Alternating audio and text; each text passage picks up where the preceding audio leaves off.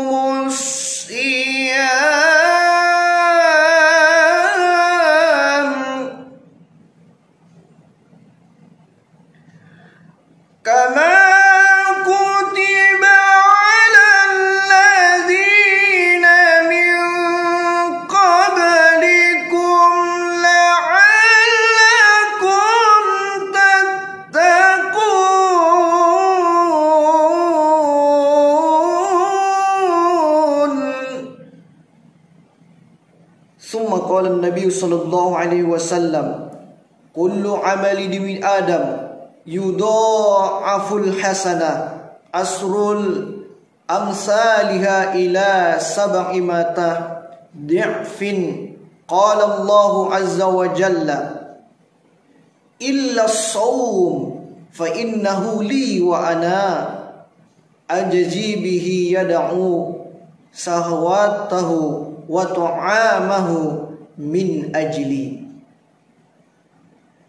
Saudara-saudara kaum muslimin yang dirahmati Allah Subhanahu wa taala, bersyukur kita kepada Allah, alhamdulillah pada tahun ini kita diberikan kesehatan dan kesempatan bisa bertemu kembali dengan Ramadan.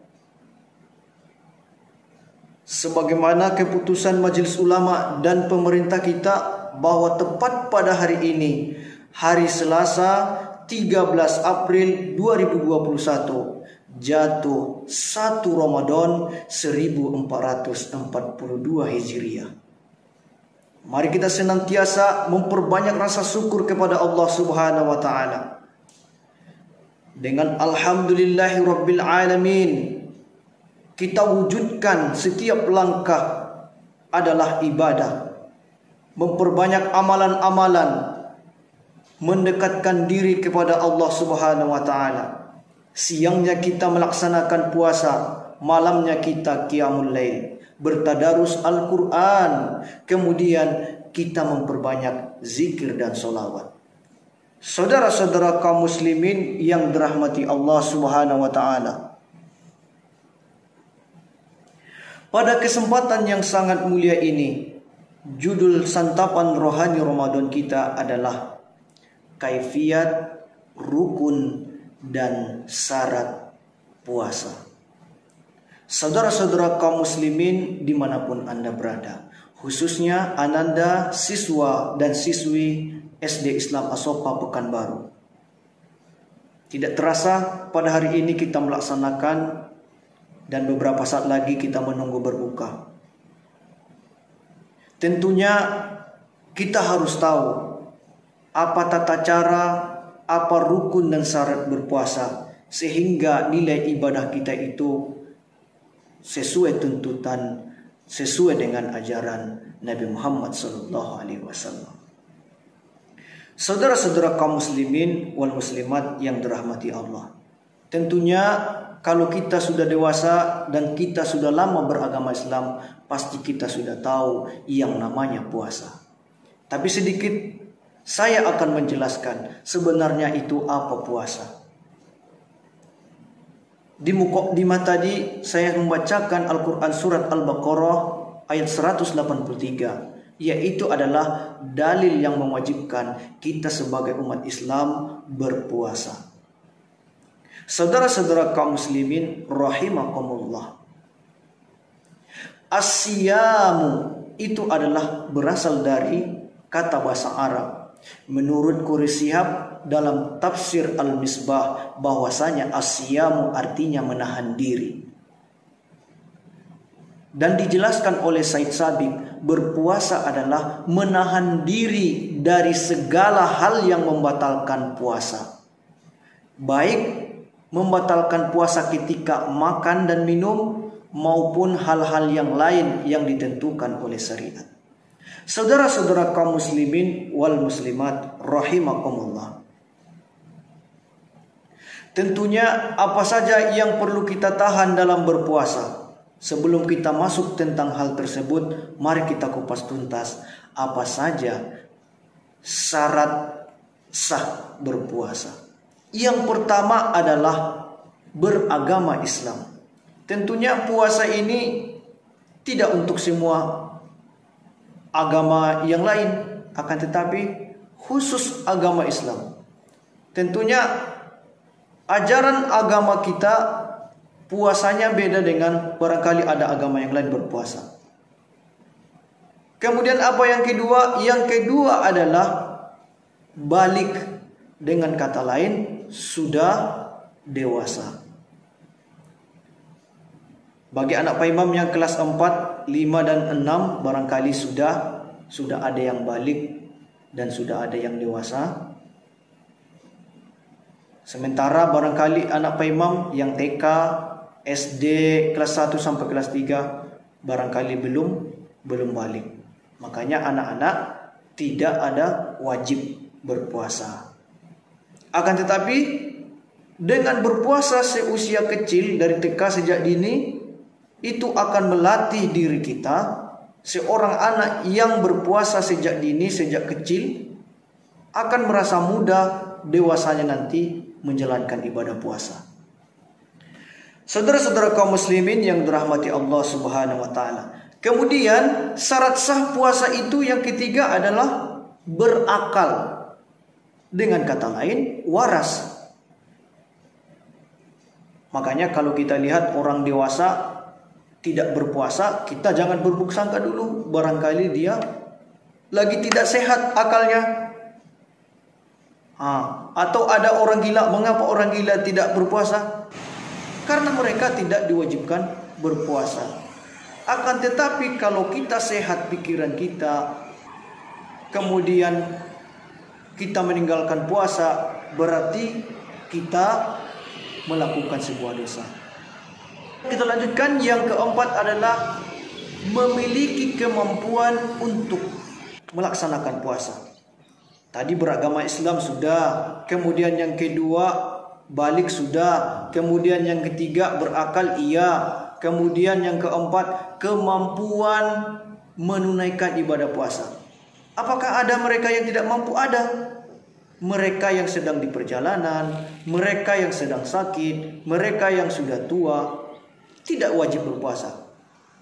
Makanya salah satunya adalah bagi mereka yang sehat, yang mampu untuk melaksanakan ibadah puasa. Kemudian apalagi yang kelima adalah mengetahui waktu masuknya Ramadan kalau dia bulan puasa Ramadan. Itulah adalah yang ditetapkan oleh ulama kita, Majelis Ulama Indonesia dan pemerintah kita. Alhamdulillah pada hari ini, yaitu Ramadan yang pertama jatuh hari Selasa tanggal 13 April 2021. Alhamdulillah kita sudah mengetahui, yang pertama kita beragama Islam, yang kedua kita balik atau sudah dewasa, yang ketiga kita berakal sehat, kemudian kita mampu, kemudian yang kelima kita sudah tahu waktunya bahwa hari ini adalah bulan Ramadan. Artinya adalah kita sudah sah karena syarat kita untuk berpuasa itu sudah terpenuhi. Kemudian apalagi yang perlu diperhatikan dalam berpuasa ini, ada lagi yang namanya rukun. Rukun ini wajib harus kita ikuti. Apa saja kayak itu? Cuma dua. Yang pertama, niat. Kalau niat kita bulan puasa Ramadan, nawaitu soma godin an adai pardi sahri Ramadana hajihis sanati lillahi ta'ala. Sengaja aku berpuasa Ramadan tahun ini niat karena Allah Subhanahu wa ta'ala. Kalau kita berpuasa sunnah, kita niatkan puasa sunnah. Kalau puasa kita puasa wajib, kita niatkan puasa wajib. Khususnya pada kesempatan kali ini kita niatkan untuk puasa Ramadan. Ingat, niat itu harus semata-mata karena Allah. Kalau karena guru berarti niatnya tidak lurus. Karena orang tua berarti niatnya tidak lurus. Kalau karena teman berarti niatnya tidak lurus. Kita luruskan niat kita hanya semata karena Allah Subhanahu wa ta'ala. Saudara-saudara kaum muslimin dan ananda semuanya rahimakumullah. Kemudian rukun daripada puasa tadi adalah dimulai dari menahan diri, mulai dari terbit fajar sampai terbenam matahari. Yang kita tahan itu apa? Hal-hal yang membatalkan puasa. Saudara-saudara kaum muslimin yang dirahmati Allah Subhanahu wa ta'ala, yang harus kita ketahui hal-hal yang membatalkan puasa kita apa saja? Ada yang membatalkan secara zohirnya puasa kita itu adalah yang pertama, makan dan minum. Makan dan minum akan secara otomatis membatalkan puasa kita. Kemudian yang kedua, apalagi untuk yang sudah berkeluarga, seorang ayah dan seorang ibu tidak boleh melakukan hubungan suami istri, karena itu membatalkan puasa. Kemudian yang ketiga adalah keluar air mani dari seorang anak laki-laki yang dewasa. Kemudian apalagi datang bulan atau haid bagi seorang perempuan yang sudah dewasa. Ketika berpuasa umpamanya di tengah hari tiba-tiba datang bulan, itu membatalkan puasa kita. Kita hentikan puasanya, kita berbuka dan kita ganti di hari yang lain. Saudara-saudara kaum muslimin rahimakumullah. Kemudian apalagi untuk seorang ibu yang melahirkan, ada namanya nifas.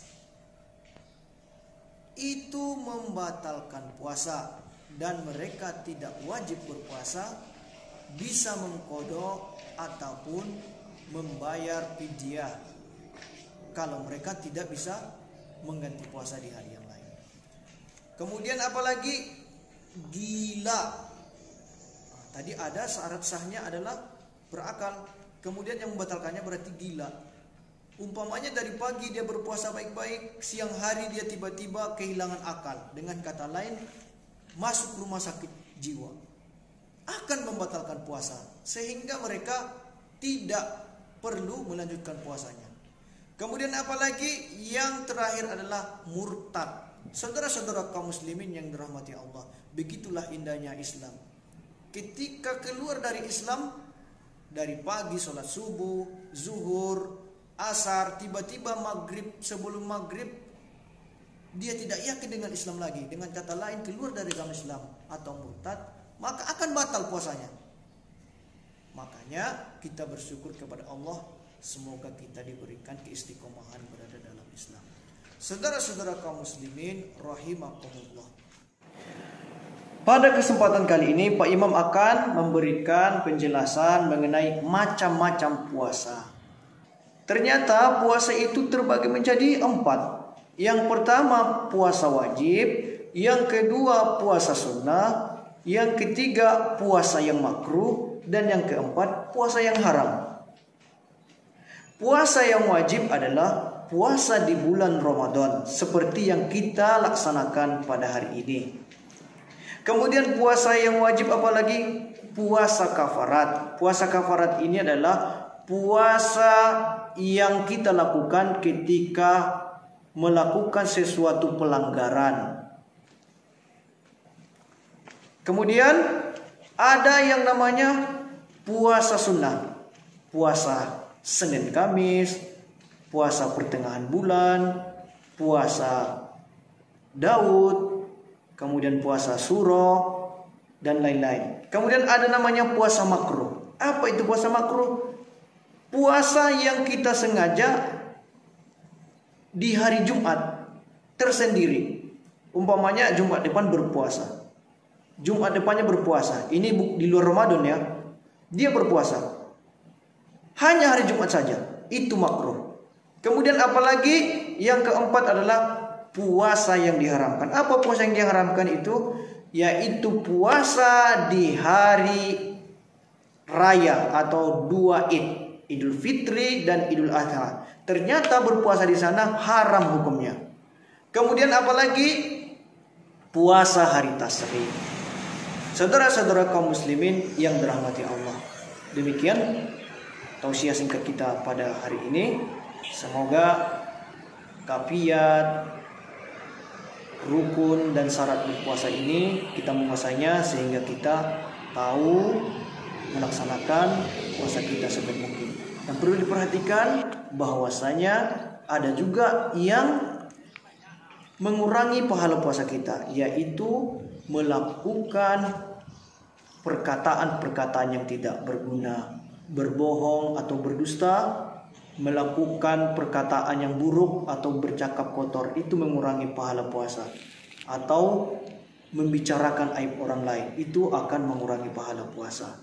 Semoga kita semua yang ada pada hari ini melaksanakan puasa dengan penuh keberkahan dan penuh semangat, dan tentunya syarat dan rukunnya terpenuhi, dan yang paling penting pahalanya tidak berkurang di mata Allah Subhanahu wa taala. Amin ya rabbal alamin.